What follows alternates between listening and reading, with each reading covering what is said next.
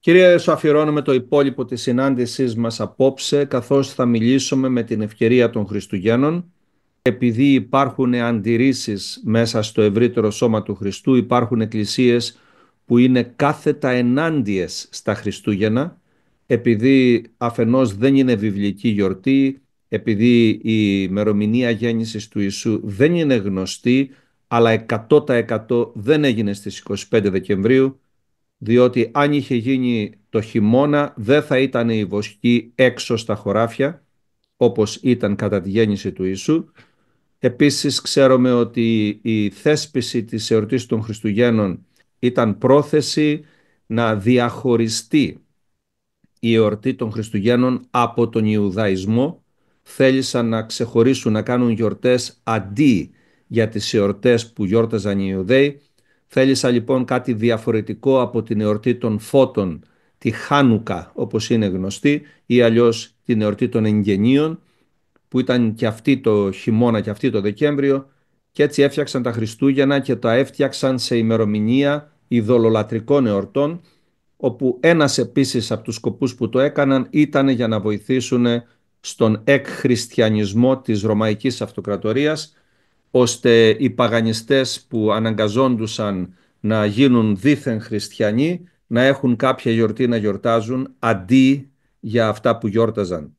Και έτσι πήραμε όλα τα στοιχεία τα ειδωλολατρικά, όπως το δέντρο, το στολισμό, το γκί, τα πάντα. Όλα τα στοιχεία που θεσπίζουν τον εορτασμό των Χριστουγέννων είναι παγανιστικά στοιχεία και δεν έχουν καμία σχέση με τον Χριστό ή τη γέννησή του.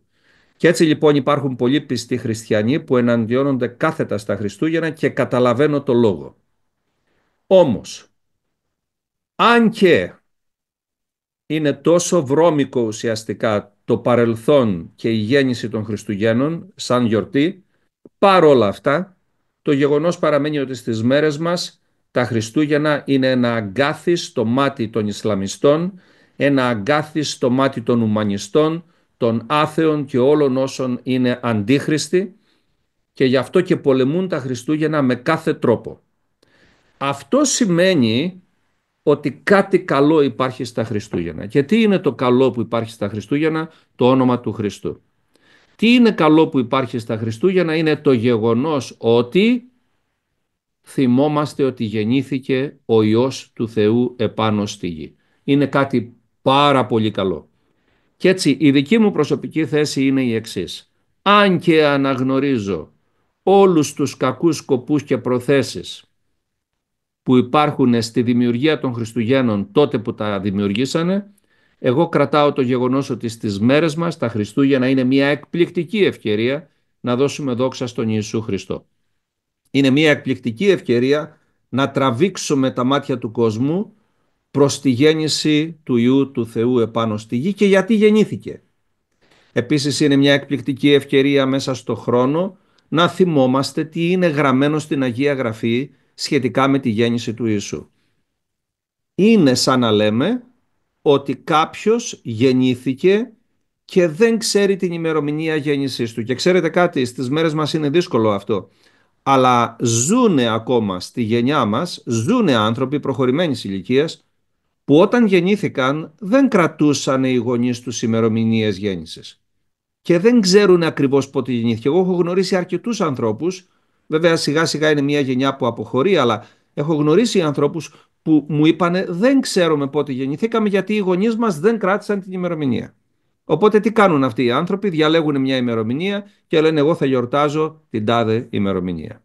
Οπότε ας το κάνουμε λοιπόν έτσι, παρά το γεγονός ότι ο Ιησούς δεν γεννήθηκε 25 Δεκεμβρίου και παρά το γεγονός ότι η Γραφή δεν μας λέει να γιορτάζουμε τα γενέθλιά του, δεν βρίσκω κακό αλλά βρίσκω καλό να απολυτρώσουμε τη γιορτή των Χριστουγέννων για να πάρει τη δόξα ο Κύριος, και να την απολυτρώσουμε επίσης και βάζοντας τις γραφές μέσα στην εορτή των Χριστουγέννων. Σήμερα λοιπόν θα κάνουμε αυτό. Θα πάρουμε ένα πολύ σημαντικό κεφάλαιο της Αγίας Γραφής, το κεφάλαιο 2 του Λουκά, που για μένα αναφέρει πάρα πολύ συγκλονιστικά και ενδιαφέροντα πράγματα, τα οποία δεν αφορούν απλά και μόνο τη γέννηση του Ιησού σαν ιστορικό γεγονός, αλλά και το τι σημαίνει για μας σήμερα θα καταλάβετε πάρα πολύ σύντομα. Θα ήθελα λοιπόν να στραφούμε στο κατά Λουκά κεφάλαιο 2. Και κατά τις ημέρες εκείνες βγήκε διάταγμα από τον Καίσαρα Αύγουστο για να απογραφεί ολόκληρη η οικουμένη.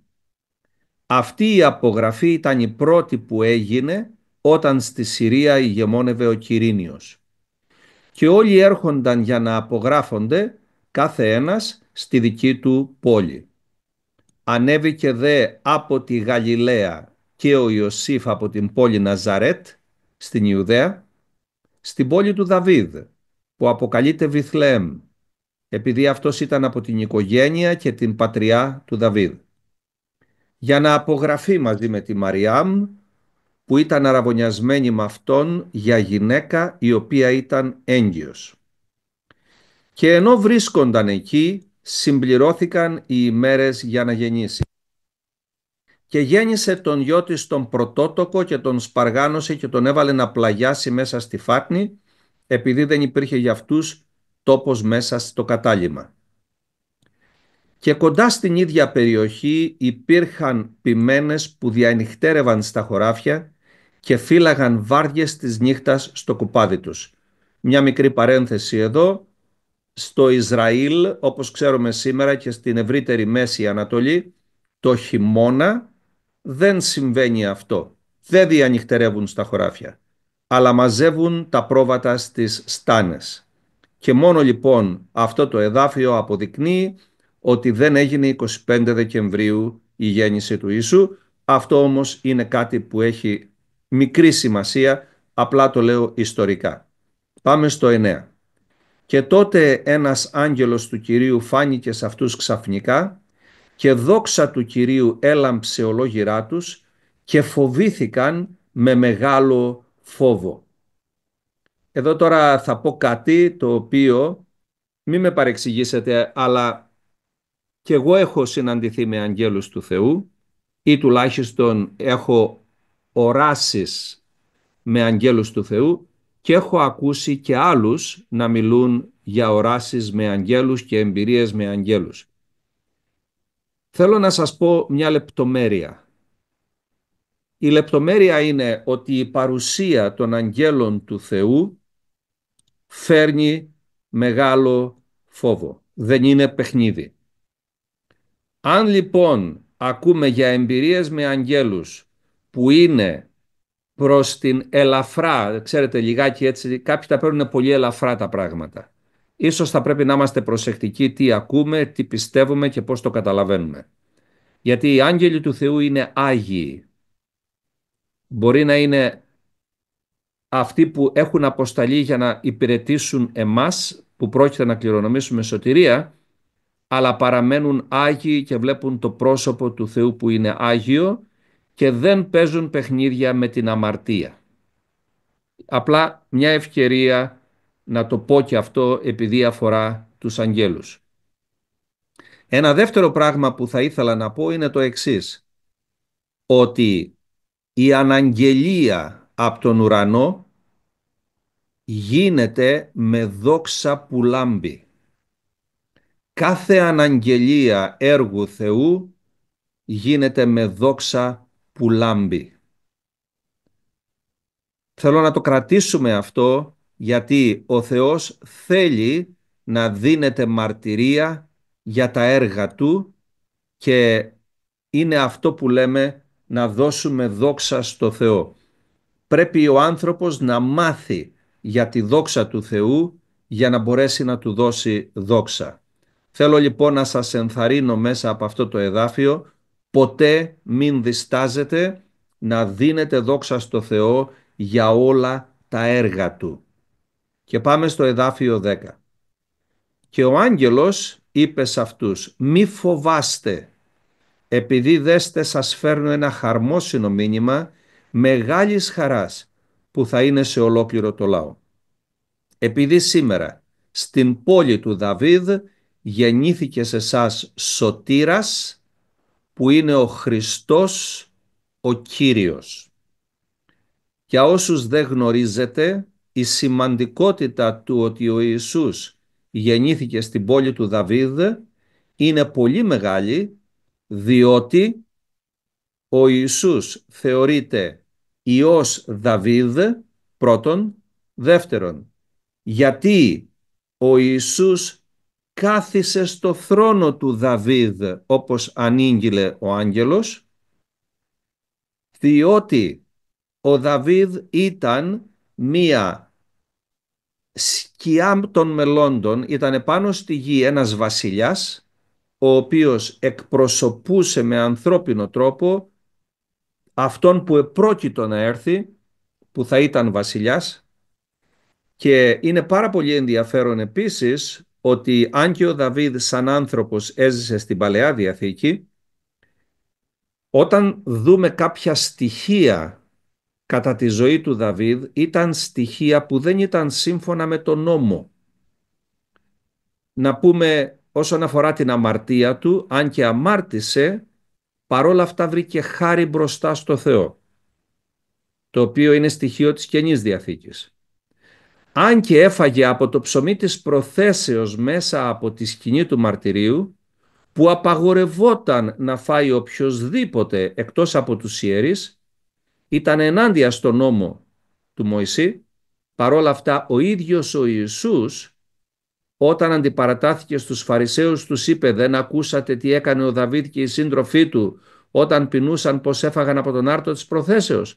Και ο Ιησούς τίμησε κάτι το οποίο ήταν ενάντια στον νόμο. Αυτά όλα είναι στοιχεία σε συνδυασμό επίσης με τη σκηνή του Δαβίδ στο όρος Σιών, που δεν θα το εξηγήσω περισσότερο τώρα, αλλά η ίδια η σκηνή στο όρος Σιών είναι μία μαρτυρία μαζί με τα υπόλοιπα που σας είπα και άλλα στοιχεία, ότι αν και ο Δαβίδ κατά την σάρκα του έζησε στην Παλαιά Διαθήκη, στην ουσία ο Δαβίδ ήταν σαν να μπήκε σε μία φουσκάλα, δεν έχω πώς αλλιώς να το εξηγήσω, της Καινής Διαθήκης.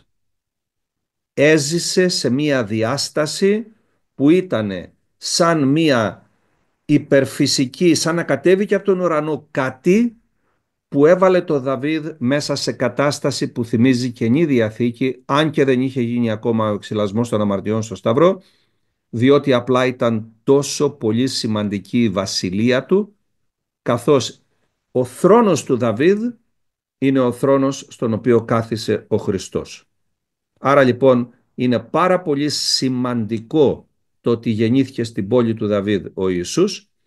Όταν εδώ πέρα λέει που είναι ο Χριστός, είναι η μετάφραση στα ελληνικά της εβραϊκής λέξης που λέμε εμείς Μεσσίας, είναι και αυτό ελληνοποιημένο. Μασιάχ είναι το εβραϊκό και είναι ο χρησμένος του Θεού, είναι αυτός που περίμεναν να έρθει για να σώσει το Ισραήλ. Βέβαια δεν ήξεραν ότι η σωτηρία θα ήταν όπως εμείς ξέρουμε πως είναι. Αυτοί νόμιζαν πως ήταν σωτηρία κατά τη σάρκα από τους Ρωμαίους. Όμως ο Χριστός λοιπόν είναι ο Μεσσίας για τον οποίον έγραψαν όλοι οι προφήτες και περίμενε ο λαός Ισραήλ, και κάποιοι στο λαό Ισραήλ του σήμερα εξακολουθούν να νομίζουν ότι ο Μεσσίας τους πρόκειται να έρθει. Κάποια μέρα θα καταλάβουν πως είναι ο Ιησούς που έχει ήδη έρθει και είναι ο Κύριος. Και πάμε στο εδάφιο 12. Και αυτό θα είναι σε εσάς το σημάδι, θα βρείτε ένα βρέφος σπαργανωμένο να κοίταται μέσα στη φάτνη. Και ξαφνικά μαζί με τον άγγελο φάνηκε ένα πλήθος ουράνιας στρατιάς που υμνούσαν τον Θεό και έλεγαν: «Δόξα στον Θεό εν υψίστης και επάνω στη γη ειρήνη, σε ανθρώπους ευδοκίας». Προσέξτε, σε περίπτωση που δεν έχετε καταλάβει αυτή τη διαφορά, υπάρχουν μεταφράσεις και υπάρχει μία φράση που έχει γίνει λαϊκή φράση, ότι η δόξα είναι υψίστης Θεό, και μετά λέει «εν ανθρώπης ευδοκία» λένε, δηλαδή στους ανθρώπους ευδοκία. Όμως το κείμενο λέει ξεκάθαρα στη γενική «εν ανθρώπης ευδοκίας», Αλλά το πιο σημαντικό εδώ είναι το εξής. Δεν μπορείς να πεις ευδοκία σε ανθρώπους. Τι είναι η ευδοκία? Η ευδοκία δεν είναι ευλογία. Ο άνθρωπος της ευδοκίας είναι ο άνθρωπος στον οποίο ευδοκεί ο Θεός. Άρα τι λέει εδώ? Δόξα στο Θεό, επάνω στη γη ειρήνη, αλλά όχι σε όλο τον κόσμο. Ειρήνη επάνω στη γη, στους ανθρώπους που ο Θεός ευδοκεί. Στους ανθρώπους που είναι της ευδοκίας του Θεού. Εδώ λοιπόν ελάτε να ξεκαθαρίσουμε ότι αυτό δεν αφορά όλους τους ανθρώπους και θα σας πω έναν απλό λόγο γιατί όχι. Στη Γραφή λέει ότι δεν υπάρχει ειρήνη για τους ασεβείς.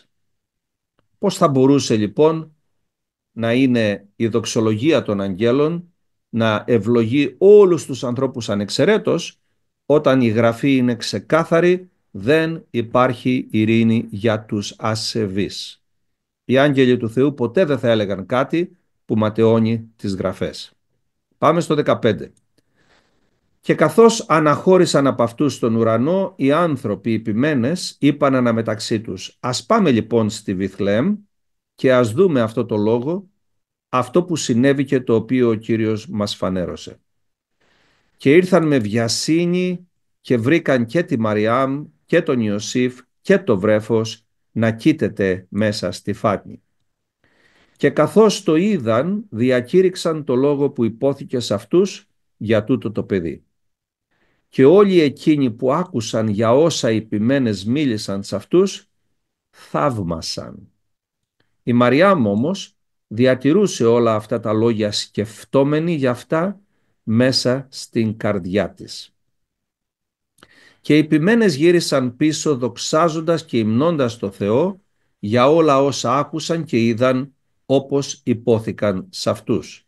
Εδώ ελπίζω να είναι φανερό ότι αυτοί οι ποιμένες, αυτοί οι βοσκοί ήτανε του λαού Ισραήλ.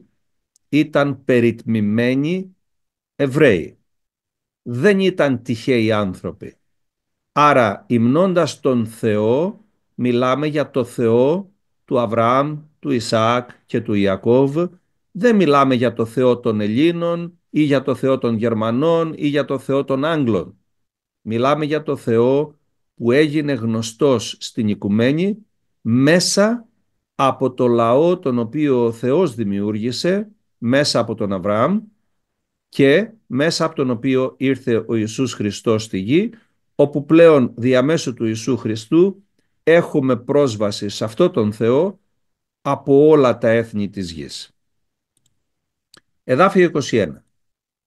Και όταν συμπληρώθηκαν οι 8 ημέρες για να κάνουν την περιτομή στο παιδί, το όνομά του αποκλήθηκε Ιησούς, αυτό που ονομάστηκε από τον άγγελο πριν συλληφθεί στην κοιλιά. Εδώ έχουμε να πούμε δύο πραγματάκια που νομίζω ότι είναι αρκετά σημαντικά. Νομίζω όσοι τα ακούμε εδώ στο Zoom μας φαίνονται φυσιολογικά, αλλά υπάρχει κόσμος ο οποίος νομίζει ότι ο Ιησούς είναι Έλληνας. Έχουμε συναντήσει ανθρώπους που όταν τους θυμίσουμε ή όταν τους κάνουμε γνωστό ότι ο Ιησούς γεννήθηκε από μία Εβραιοπούλα μαμά και ήταν Εβραίος κατά τη σάρκα, παθαίνουν το σοκ της ζωής τους. Αλλά θέλω να σας ρωτήσω, ξέρετε κανέναν Έλληνα που σε 8 ημέρες από τη γέννησή του κάνει περιτομή? Εγώ δεν ξέρω κανένα Έλληνα που να κάνει περιτομή στις 8 ημέρες. Οι Εβραίοι κάνουν περιτομή στα παιδιά τους στις 8 ημέρες. Πρώτον. Δεύτερον, το όνομα του παιδιού είναι στην ελληνική έκδοση Ιησούς, αλλά το αρχικό του όνομα είναι Γεχόσουα, το οποίο θα πει ο Θεός σώζει, ή καλύτερα ο Θεός είναι σωτηρία, και προέρχεται από δύο συστατικά, αυτό που είναι το τετραγράμματον που το διαβάζουμε Ιαχβέ, Ιεχώβα, και το άλλο είναι το Ιασιά. Τα δύο μαζί κάνουν Γεχόσουα. Είναι αυτό το όνομα που το βιβλίο που είναι γνωστό Ιησούς του Ναβί, αυτό είναι το όνομά του. Είναι Γεχόσουα και ο Ιησούς του Ναβί. Πάμε στο εδάφιο 22. Και όταν συμπληρώθηκαν οι ημέρες του καθαρισμού της, σύμφωνα με τον νόμο του Μωυσή, άλλο ένα ξεκάθαρο στοιχείο ότι η μαμά του Ιησού, αυτή που τη λένε στην Ελλάδα η Παναγία, και που κυριολεκτικά υπάρχουν Έλληνες που νομίζουν ότι η Παναγία είναι Ελληνίδα, η μαμά του Ιησού, η Μαριάμ, ήταν ξεκάθαρα Εβραιοπούλα και σύμφωνα με τον νόμο του Μωυσή ανέβασε μαζί με τον άντρα της, τον Ιωσήφ, τον Ιησού, στα Ιεροσόλυμα για να τον παρουσιάσουν στον Κύριο. Όπως είναι γραμμένο στο νόμο του Κυρίου ότι κάθε αρσενικό που διανοίγει μήτρα θα αποκληθεί άγιο στον Κύριο. Και για να προσφέρουν θυσία σύμφωνα με αυτό που έχει υποθεί μες στο νόμο του Κυρίου, ένα ζευγάρι τριγώνια ή 2 νεοσούς περιστεριών. Και να, στην Ιερουσαλήμ υπήρχε κάποιος άνθρωπος που λεγόταν Σιμεών. Και ο άνθρωπος αυτός ήταν δίκαιος και ευλαβής, ο οποίος πρόσμενε την παρηγοριά του Ισραήλ.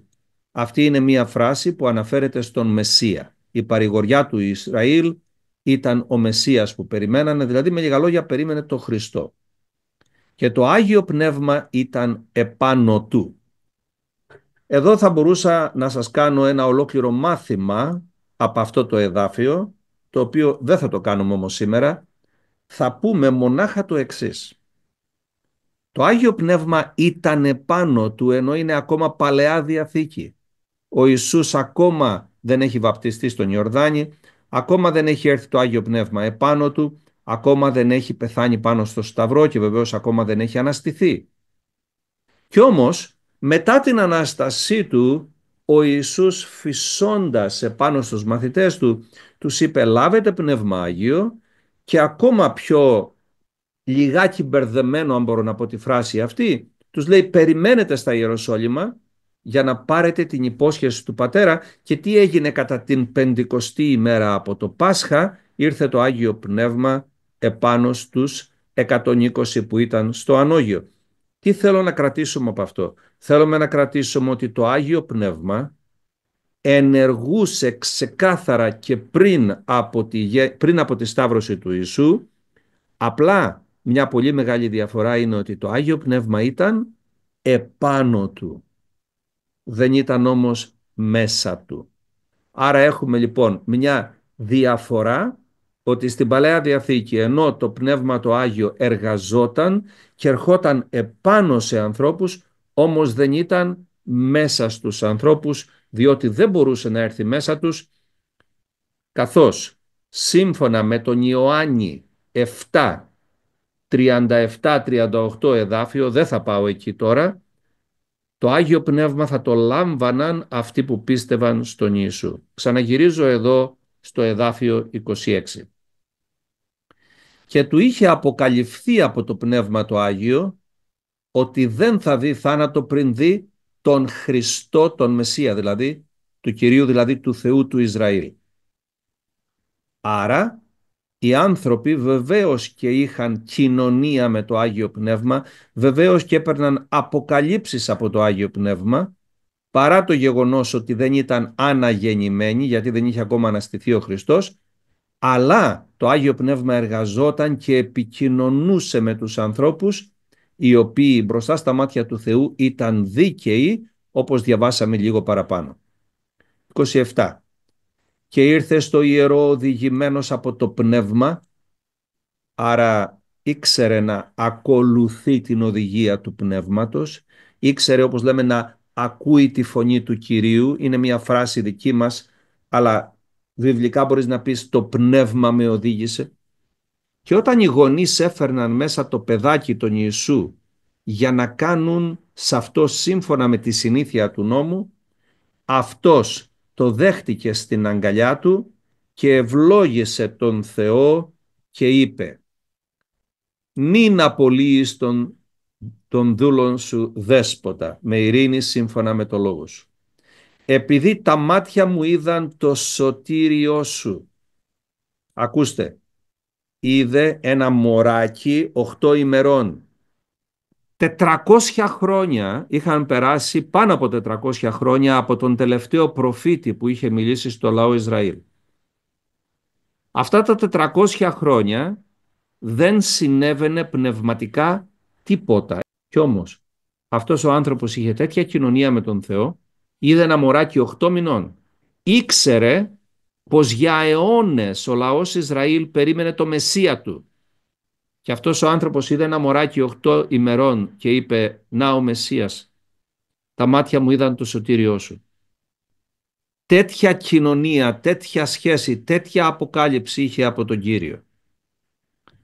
Και αυτό θα έπρεπε να είναι για μας μία μαρτυρία ότι αν είμαστε δίκαιοι στα μάτια του Θεού και είμαστε κοντά στον Κύριο και είμαστε πλήρεις Πνεύματος Αγίου, μπορούμε να διακρίνουμε και να καταλαβαίνουμε αυτά που ο Θεός κάνει και αυτούς που είναι άνθρωποι του Θεού. 31. Το σωτήριό σου λοιπόν, το οποίο ετοίμασες μπροστά σε όλους τους λαούς, φως σε φωτισμό των εθνών και δόξα του λαού σου του Ισραήλ. Και ο Ιωσήφ και η μητέρα του θαύμαζαν με αυτά που λέγονταν και ο Σιμεών τους ευλόγησε και είπε στη Μαριάμ τη μητέρα του, δες, αυτός έχει οριστεί για πτώση και ανύψωση πολλών μέσα στον Ισραήλ και για σημείο αντιλεγόμενο.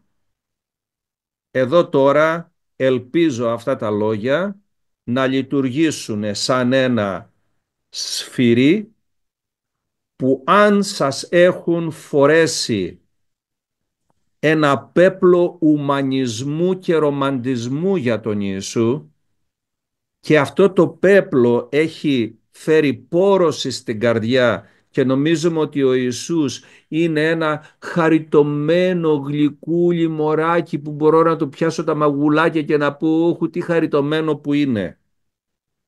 Ακούστε ποιος είναι ο ορισμός του Ιησού. Έχει οριστεί για πτώση και ανύψωση πολλών. Δεν είναι ευχάριστο ο Ιησούς να γίνεται αιτία να πέφτεις, αλλά είναι το σημείο της αναφοράς της αλήθειας και της δικαιοσύνης. Και για σημείο αντιλεγόμενο. Βεβαίως και υπάρχει αντιλογία όσον αφορά τον Ιησού. Και είναι ξεκάθαρο ότι υπάρχει και θα υπάρχει πάντοτε αντιλογία και ξέρετε γιατί.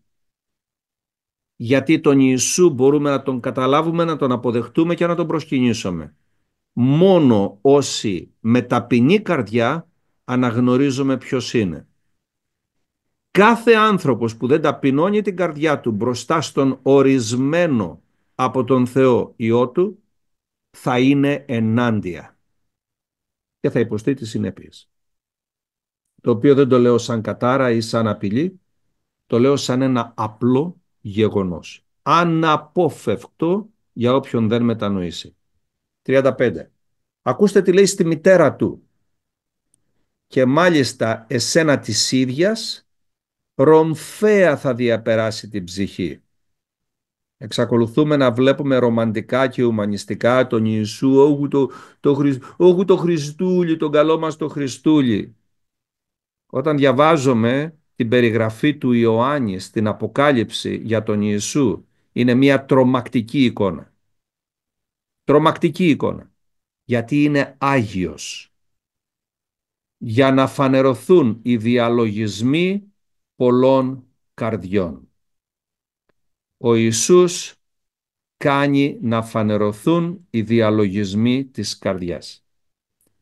Ο Ιησούς που είναι ο Λόγος του Θεού είναι σαν μια ρομφαία δίστομη, κοφτερή και φλεγόμενη που διαπερνάει την ψυχή και περνάει την καρδιά και κάνει να φανερωθεί η αλήθεια της καρδιάς. Και τώρα ακούστε το τελευταίο θέμα που για μένα είναι ίσως το πιο σημαντικό από το κεφάλαιο 2 του κατά Λουκά, γιατί αφορά εσένα και μένα και αφορά το κάλεσμα μας εν Χριστώ. Υπήρχε κάποια προφήτισσα Ιάννα, θυγατέρα του Φανουήλ από τη φυλή Ασσύρ. Αυτή ήταν πολύ προχωρημένη σε ηλικία, η οποία έζησε μαζί με τον άντρα της 7 χρόνια από την εποχή της Παρθενίας της. Και αυτή ήταν χήρα περίπου 84 χρόνων, η οποία δεν απομακρυνόταν από το ιερό νύχτα και ημέρα, λατρεύοντας το Θεό με νηστείες και προσευχές. Και αυτή, καθώς έφτασε εκείνη την ίδια ώρα, δοξολογούσε τον Κύριο και μιλούσε για Αυτόν σε όλους εκείνους που πρόσμεναν λύτρωση στην Ιερουσαλήμ. Πρόσμεναν λύτρωση σημαίνει περίμεναν τον Μεσσία. Ο κόσμος που δεν πιστεύει στο Θεό, όσο περνάνε τα χρόνια, απλά πεθαίνει. Και είναι πολύς ο κόσμος που στα 80 είναι ζωντανός νεκρός. Αυτή η γυναίκα ήταν ζωντανότατη και δεν περίμενε το θάνατο, περίμενε τη λύτρωση. Και δεν ήταν άεργη, ήταν προφήτισσα η οποία μιλούσε συνέχεια για τον Θεό. Δοξολογούσε τον Κύριο, έκανε νηστείες και μάλιστα δεν απομακρυνόταν από το ιερό μέρα και νύχτα, λατρεύοντας το Θεό με νηστείες και προσευχές. Ακούστε κάτι. Υπάρχει καιρός για το κάθε τι στη ζωή του ανθρώπου. Όσοι από εμάς πλησιάζουμε στην τρίτη ηλικία και πάνω, αν είμαστε πιστοί στο Θεό, θα κάνουμε καλά να καταλάβουμε το εξής. Μέσα στην απέραντη σοφία του ο Θεός επιτρέπει τα σώματά μας να έρχονται σε αδυναμία κατά τη σάρκα. Δεν έχουμε πια τη σφριγιλότητα, τη δύναμη, την όρεξη που έχουμε όταν είμαστε νεότεροι. Όπως στη δεκαετία των περίπου 20-30 επικρατούν άλλα πράγματα μέσα μας, γιατί είναι για να κάνουμε παιδιά, να κάνουμε οικογένεια, γιατί είναι να προσφέρουμε στην κοινωνία, να κάνουμε έργο. Ποιο είναι το έργο της τρίτης ηλικίας? Το έργο της τρίτης ηλικίας είναι η λατρεία και η προσευχή με νηστείες, είναι η δοξολογία του Θεού. Και είναι έργο και είναι σημαντικό έργο. Θα ήθελα να το πάρουμε σοβαρότατα υπόψη μας ότι αυτό είναι ένα έργο που αναθέτει ο Κύριος σε όλους όσους είμαστε πιστοί. Όσο μεγαλώνουμε σε ηλικία, καλούμαστε να είμαστε σαν την Άννα την προφήτισσα. Εδάφιο 39. Και αφού τελείωσαν όλα, σύμφωνα με τον νόμο του Κυρίου, επέστρεψαν στη Γαλιλαία, στην πόλη του στη Ναζαρέτ. Το δε παιδί αύξανε και δυναμωνόταν στο πνεύμα, γεμίζοντας με σοφία, και χάρη Θεού ήταν επάνω του. Και εδώ πέρα τώρα μπορώ να σταματήσω και να ρωτήσω, τι άγγιξε την καρδιά σας περισσότερο μέσα από αυτά που διαβάσαμε? Τι μπορεί να σας μίλησε ίσως ο Κύριος μέσα από αυτά που διαβάσαμε και είπαμε? Με ποιο τρόπο νιώσαμε μέσα στην καρδιά ότι αυτά τα γεγονότα που σχετίζονται με τη γέννηση του Ιησού είναι γεγονότα που δεν είναι μόνο ιστορικά γεγονότα, αλλά είναι γεγονότα τα οποία επηρεάζουν άμεσα τη ζωή μας μέχρι τώρα? Αυτό που μου έκανε εμένα εντύπωση μεγάλη είναι το πώς ο Σιμεών οδηγόταν από το Άγιο Πνεύμα. Πολύ, πολύ μεγάλη εντύπωση. Ένας άνθρωπος στην Παλαιά Διαθήκη είναι συγκλονιστικό. Και επίσης συγκλονιστικό είναι ότι η Άννα στα 80 είχε δουλειά, πνευματική δουλειά. Άρα οι άνθρωποι, οι ηλικιωμένοι δεν είναι άνεργοι, αλλά έχουν ένα πολύ σπουδαίο έργο μπροστά στον Κύριο. Πολύ σπουδαίο έργο. Και αυτό είναι ενθαρρυντικό, γιατί κατά τον κόσμο οι ηλικιωμένοι άνθρωποι, τώρα πια σιγά, τι κάνεις? Δεν προσφέρεις εργασία, δεν είσαι παραγωγικός, άρα τώρα στον Θεό δεν λειτουργούν έτσι τα πράγματα. Είναι τελείως διαφορετικά. Τελείως διαφορετικά. Και ευχαριστώ τον Θεό για όλα αυτά. Εμείς δεν είμαστε πολίτες του κόσμου, είμαστε πολίτες της Βασιλείας του Θεού. Και είναι τελείως διαφορετικά τα πράγματα για μας. Τον δοξάζω.